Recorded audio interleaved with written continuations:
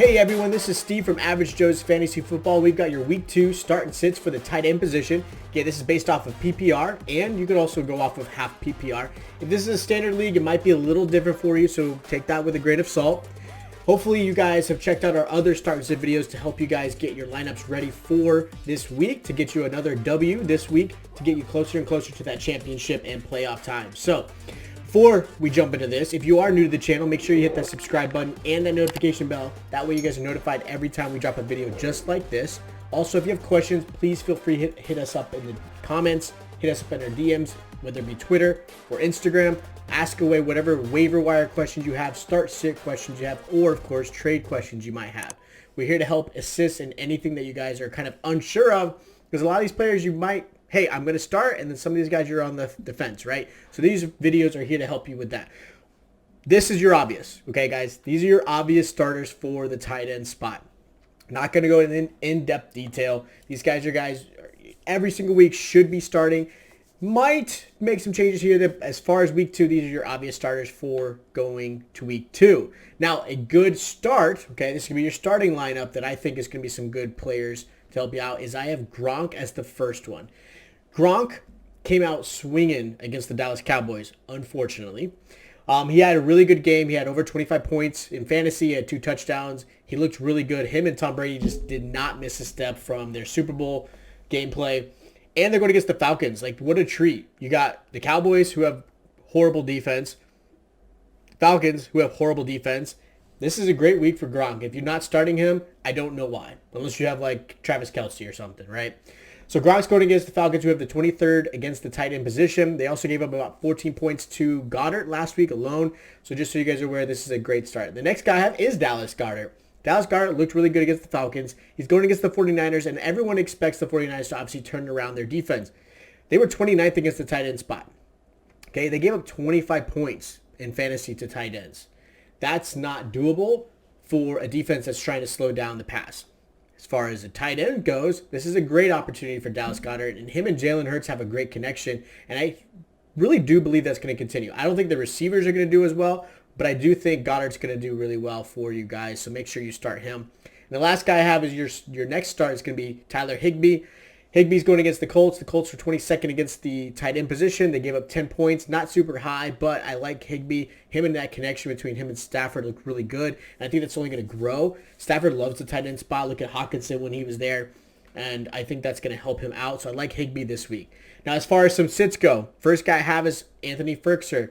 Look, Seahawks actually were really good against the tight end. They were 4th against the tight end as far as yards go. They only gave up 5 points last week, okay? And Firkser, we're not really sure what's going to happen with that. Tannehill didn't look great in the first game. He obviously has some good talent outside with A.J. Brown, Julio Jones. I don't know if Firkser's even going to be the third option, right? So I don't like him this matchup this week. So make sure if you do happen to have him and he's your only tight end, I would definitely look at some waiver options or, possibly try to start looking at trading. Now, next guy I have is Cole Kmet, another guy probably not starting, but you might have him on your lineup as far as your bench or something. You're kind of unsure. He's going against the Vikings. The Vikings actually were 11th against the tight end last week as far as passing yards go, and they only gave up 8 points. They actually were really good. Cole Kmet actually got a lot of targets, and he's actually a tight end I really like in this upcoming season. I think he's going to be a nice sleeper. It's going to finish really strong, but this week I don't like him against the Vikings. And the last guy I have, and unfortunately you probably are having to start him just because of depth, but I have Mike Gesicki as another sit option. He blew it last week. He had 3 targets, 0 catches. Okay, he had 0 points. Didn't do well at all. He's going against the Bills, who are 9th against the tight end as far as receiving yards, and they only gave up 5 points. And they know each other very well. The Buffalo Bills and the Dolphins really know each other, and I don't expect Gesicki to really turn it around. Tua looked really his way very few, and he really liked his receivers more so than Mike Gesicki. Gesicki did well. Don't give it up on him yet, but at this point, I would kind of bench him and try to go some other way. Now, as far as some sleepers go, the first guy I have is Jared Cook. Look, I hate to say it and admit it as a Cowboy fan, but Jared Cook's probably going to eat away, unfortunately. Jared Cook looks really good for the Chargers, and I think he's a good option for Herbert. And the fact that, look, Cowboys linebackers have been really inconsistent. You've got a rookie, Micah Parsons, who's really quick to kind of jump on the run more so than the pass. That's going to help Jared Cook. I think he's a great sleeper. The last guy I have as a sleeper is really going to be a turnaround week. I think Robert Tonyan is going to absolutely turn it around for the Packers, only because Aaron Rodgers is going to turn it around. They're going against the Lions. Aaron Rodgers loves going against the Lions. He's going to do really well. I hate the fact that everyone just gave up on that team.